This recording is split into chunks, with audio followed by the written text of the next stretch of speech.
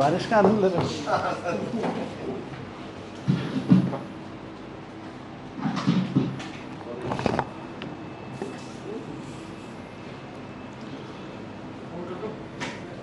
गुजरात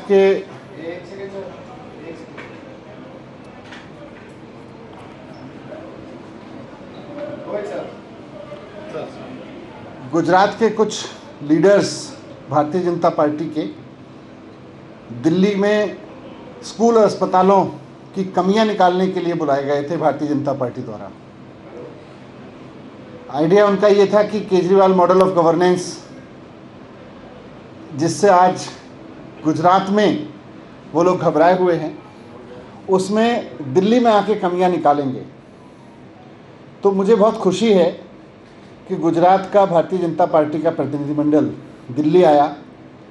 इस तरह सभी राज्यों के प्रतिनिधिमंडल एक दूसरे के राज्य में जाने चाहिए, पार्टियों के भी जाने चाहिए, एक दूसरे से सीखना चाहिए, समझना चाहिए, और कहीं कमी होगी तो वो भी बताना चाहिए।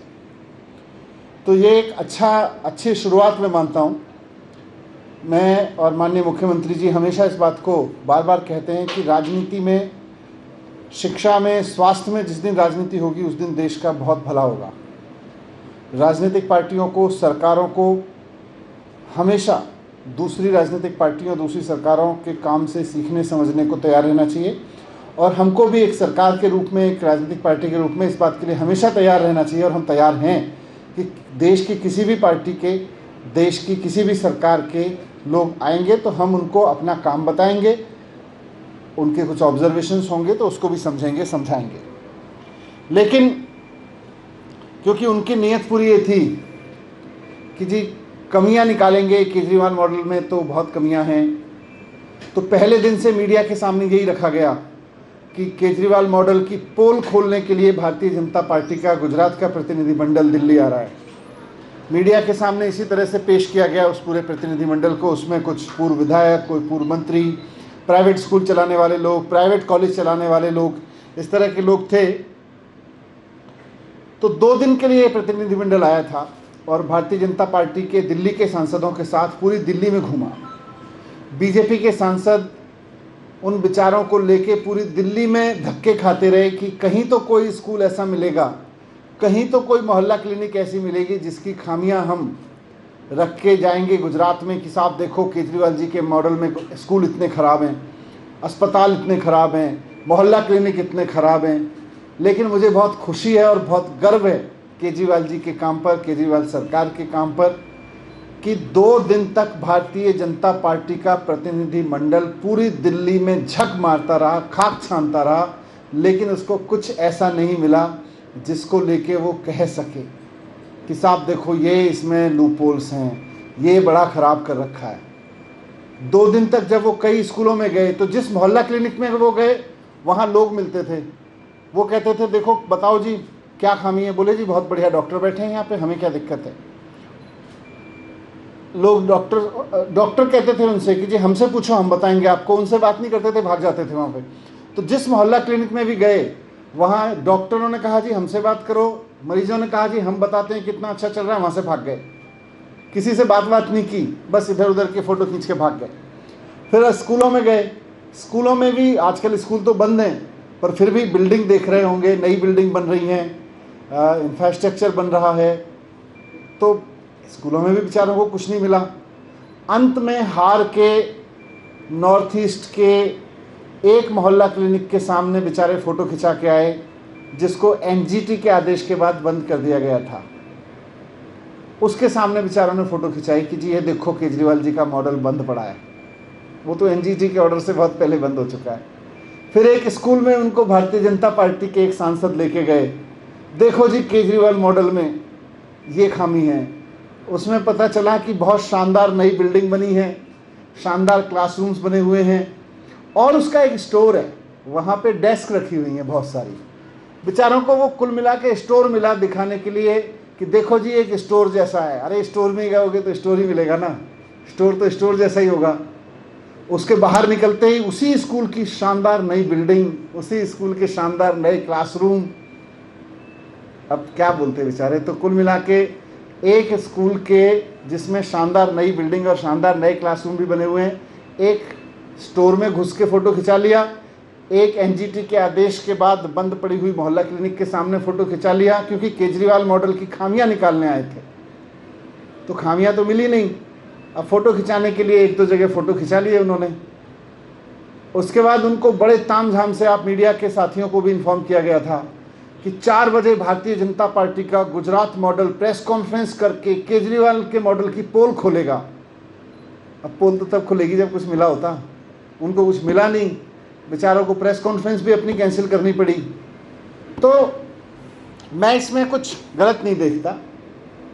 भारतीय जनता पार्टी के गुजरात के प्रतिनिधिमंडल का हम फिर से भी स्वागत करेंगे अगर आना चाहेंगे तो, और हम ये भी चाहेंगे कि हमारा भी प्रतिनिधिमंडल वहाँ पे जाए और गुजरात सरकार, गुजरात की पार्टी, जैसे हमने उनको कहा था कि आप दिल्ली के जिस कोने में चाहो, जिस स्कूल में चाहो, जिस मोहल्ला क्लिनिक में चाहो आप बताओ, हम आपको फैसिलिटेट करेंगे वहाँ पे, हम आपका स्वागत करके आपको दिखाएंगे। लेकिन क्योंकि उनको तो कुछ नुक्स निकालने थे तो नुक्स भी नहीं मिले उनको, लेकिन अपने उससे गए। हमारा प्रतिनिधिमंडल भी जाएगा वहाँ, लेकिन ये एक अच्छी शुरुआत के रूप में मैं देखता हूँ। मैं देखता हूँ कि राजनीतिक पार्टियों में, सरकारों में आपस में कंपटीशन भी होना चाहिए और एक दूसरे से सीखने की परंपरा भी होनी चाहिए। मेरे हिसाब से गुजरात का प्रतिनिधिमंडल आता, और कई राज्यों के आते रहते हैं कि साहब हमें बताइए क्या अच्छा कर रहे हैं, क्या ख़राब है, क्या चैलेंजेस हैं, कहाँ कमियां रह जा रही हैं। हम उनको सब बताते हैं, हम उनके सामने सब दिखाते हैं।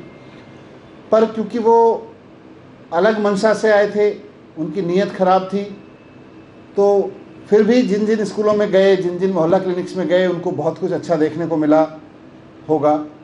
तो कुछ तो नया सीखा होगा। उम्मीद है कि भारतीय जनता पार्टी को, गुजरात के प्रतिनिधिमंडल को भी समझ में आया होगा कि केजरीवाल मॉडल में काम तो इतने हुए हैं कि इसकी कमियां ढूंढना मुश्किल है।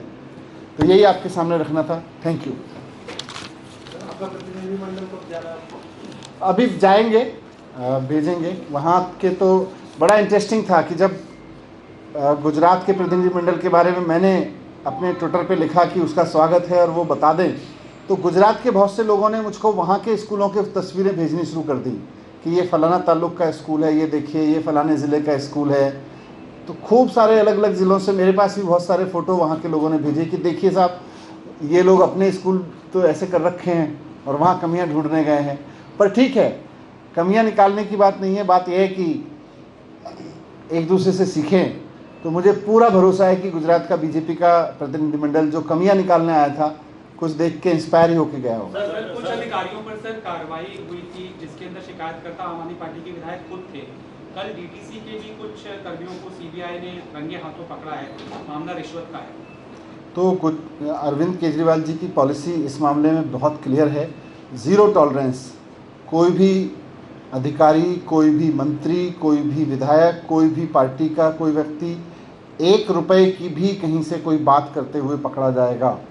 तो अरविंद केजरीवाल जी तो खुद इस पक्ष में है कि उसको उस पद पे नहीं रहना चाहिए। मानसून ने दस्तक दे दी है, दिल्ली में क्या तैयारियां हैं कि वाटर पंप की बात हो या दूसरे जो रोड मैप तैयार किया है, कौन से पॉइंट ऐसे हैं जो बहुत ज़्यादा वल्नरेबल हैं, उनके बारे में एक बात है। जितने वल्नरेबल पॉइंट्स थे उन सब पे काम किया गया है। कुछ पे इमीडिएट काम हुआ, और पिछले 2-3 साल में भी आपने कई जगह देखे होंगे कि जैसे मिंटो रोड जैसे बहुत वल्नरेबल पॉइंट्स होते थे हर साल, पिछले साल भी हमारे पीडब्ल्यूडी डिपार्टमेंट ने उसको हैंडल किया और बिल्कुल वहाँ कोई प्रॉब्लम नहीं आई। इसी तरह से आईटीओ के सामने जो चौराहा है, आईटीओ में डब्ल्यूएचओ के सामने, उस पर भी बहुत बड़े पैमाने पे इस बार तैयारी कर ली गई।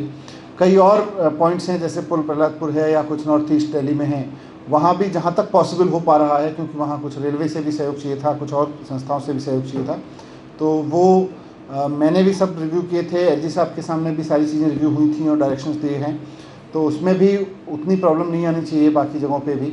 और आज मैंने सभी ऑफिसर्स को कहा है कि शाम को पूरे दिन के, क्योंकि आज मानसून की पहली बड़ी बारिश हुई है, तो आज पूरे दिन का स्टॉक लेके शाम को मैं सभी सीनियर ऑफिसर्स के साथ में एक ऑनलाइन मीटिंग कर रहा हूँ, जिसमें एक एक डिपार्टमेंट मुझे एक एक लोकेशन के बारे में बताएगा, ताकि आने वाले दिनों में और प्रॉब्लम ना हो। सचिवालय के बगल वाली जो रोड है वहाँ पर भी वाटर लॉगिंग देखने को मिला, लेकिन इंतजाम थे वहाँ पर, लेकिन वो नाकाफी साबित हुए, तब भी वाटर लॉगिंग वहाँ पर। वो सब आज इन्फॉर्मेशन में आएगा।